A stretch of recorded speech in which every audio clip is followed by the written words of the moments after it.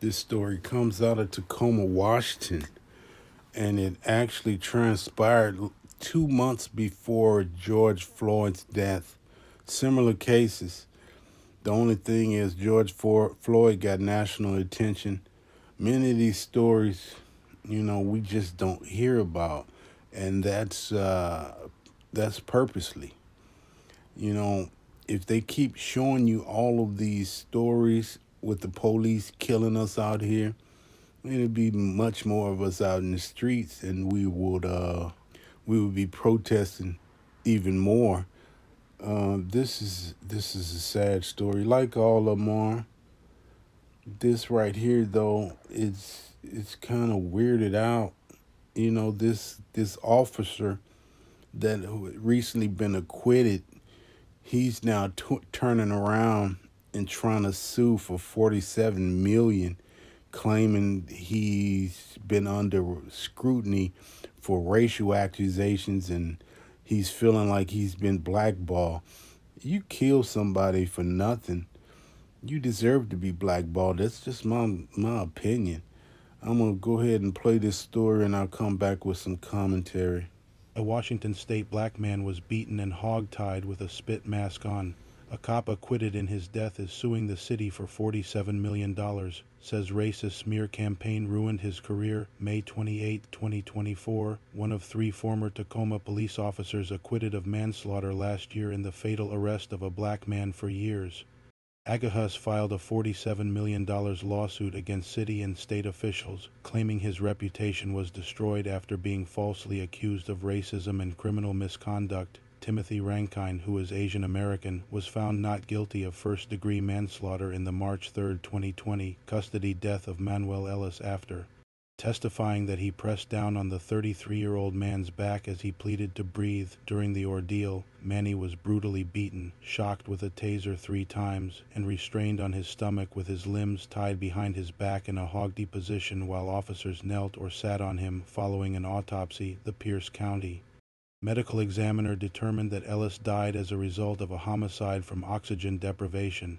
A spit mask was also placed over Ellis' mouth, which was also listed as a major contributor to his death. The trial lasted more than 2 months and ended last December in the acquittals of the three officers involved, including Rankine's co-defendants, Matthew Collins and Christopher Shane Burbank, both of whom are white, while each faced an additional count of second-degree murder. Meanwhile, Rankine agreed to resign from the department in January in exchange for a $500,000 settlement after being cleared under a previous policy, which Tacoma Police Chief Avery Moore criticized, saying the outcome failed to serve the best interests of the police department or the community. The department reached similar agreements with Collins and Burbank, who were the first to stop Ellis and later resigned in exchange for financial settlements. Additionally, all three officers remained on paid leave throughout the investigation and trial, collectively earning more than $1 million by the time the trial began last September. Rankine filed tort claims with the city of Tacoma and the Washington State Attorney General's office, seeking massive damages for himself and his wife, Catherine Chin, alleging that the case was politically motivated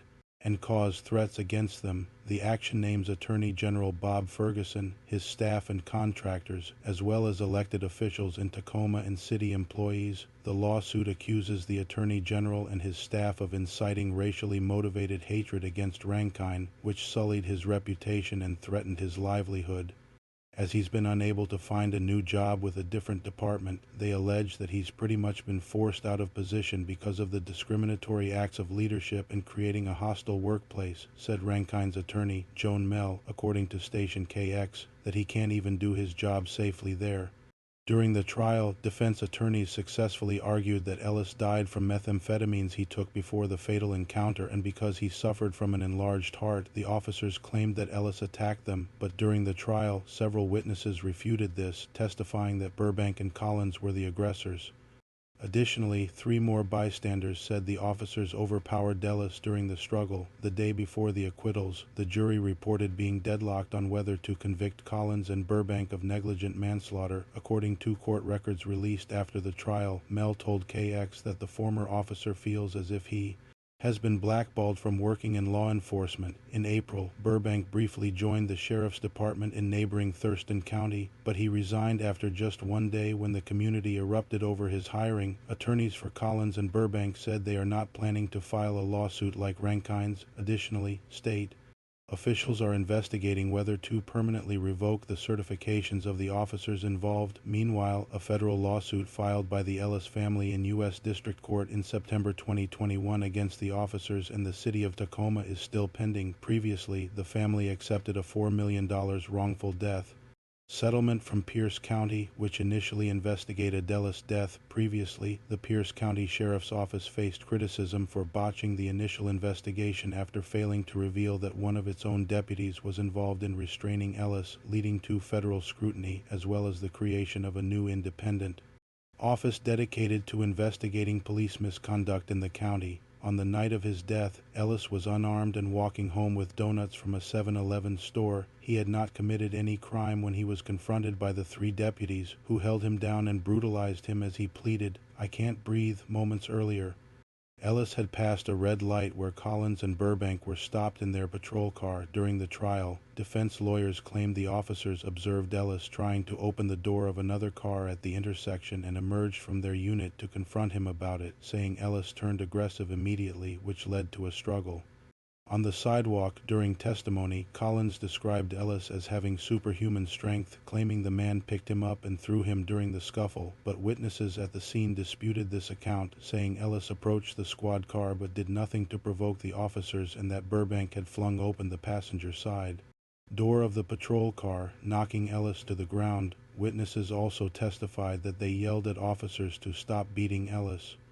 The incident was captured in part by a nearby doorbell surveillance camera, which showed Ellis with his hands in the air when Burbank tased him in the chest while Collins got behind Ellis and applied a chokehold. Rankine was among multiple officers who showed up to the scene after Ellis was already handcuffed on the ground, but the officer still put his knee down on the man's back, leading to Ellis' desperate pleas to be let up. "I can't breathe, sir. I can't breathe, sir. I can't breathe," Washington Assistant Attorney General Kent Liu told jurors in October when describing Ellis' last words, but Rankine testified that he was unmoved as Ellis begged him to get off his back as he struggled to breathe. "The only response at that point that I could think of is, 'If you can talk to me, you can still breathe,'" Rankine testified. Ellis' death coincided with the outbreak of the COVID-19 pandemic and received little attention compared to the police killing of George Floyd more than 2 months later in Minneapolis. The officers were charged under a relatively new state law aimed at making it easier to prosecute police accused of excessive force. The Ellis case was the first to test the provision, approved in 2018 and known as Initiative 940. This provision eliminated the unique requirement that prosecutors prove officers acted with actual malice to bring criminal charges. It also mandated independent investigations following instances where the use of force led to death or severe bodily harm. Among other provisions, an ongoing internal affairs investigation into the fatal arrest could result in a decision on potential disciplinary actions for the officers up to and including termination. Yeah, there it is. Wow, man, it's just a lot to take in. This man coming from 7-Eleven with a box of donuts. Did they kill him for his donuts? We all know how the police like donuts. Maybe you guys better leave the Krispy Kreme and the donuts alone, man. They doing you like that over donuts. But being serious, this case right here. Notice how these police were on paid leave up until the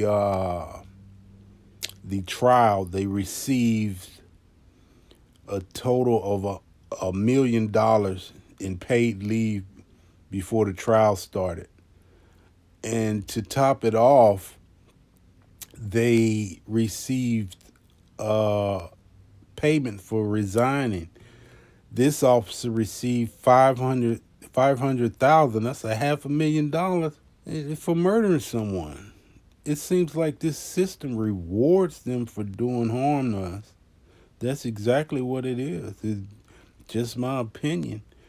Anytime you go out there and you kill somebody and you don't have justification for killing someone, and then you get a paid leave and then 500,000 to resign. I hear they talking about revoking the certification. That's just a tap on the wrist if they do revoke this certification. These officers deserve jail time for what they did to this man. One of the cops was in court talking about he picked him up and threw him. They always try to say, he was a super nigga or something. They did the same thing with Mike Brown. And he said, oh, he was hulking over me. They use words like that to vilify the victim. This man just walking home with donuts. Say he walked over to the police car and immediately the officer swung his door open, hit him and knocked him down, and it was on. You hear statements from witnesses telling them to stop beating this man, and they continue beating him. Put a spit mask on him, which restricts your breathing. He's got his hands and his legs hogged behind his back, and you're still sitting on him like that's not even necessary. Where is he gonna go? You got his hands and his legs bound. Where can he go? And then they don't even do any jail time. They're acquitted of all charges. Like I say, they need to be put under the jail for doing something like this. I mean, if you have reasonable fear for your safety, by all means. But this case right here. Your safety wasn't in danger. And then his cops turning around and trying to sue for 47 million. The family suing for 4 million for wrongful death. He turns around and suing for 47 million like he's really lost something. It's just unbelievable. This whole system just need to be done away with because it's obviously not working for us. It works just fine for other people, but just not us. I'm gonna try to keep finding stories like this because, like I say, the mainstream media they opt not to shine a light on stories like this, and we all know why. Y'all, there's so many stories out here that happen like this on a day-to-day basis. We just don't see it because they don't choose not to show it. If somebody captures it on their cell phone, like the George Floyd incident, of course, cases like that are gonna get immediate attention by social media users. We see these things and we share them, but there are many other cases that don't get captured and don't get the attention that they deserves. So I'm gonna keep shining the light on these people out here and what they doing and how they treating us, man. Let me know what you think in the comments, and I'll see you on the next one.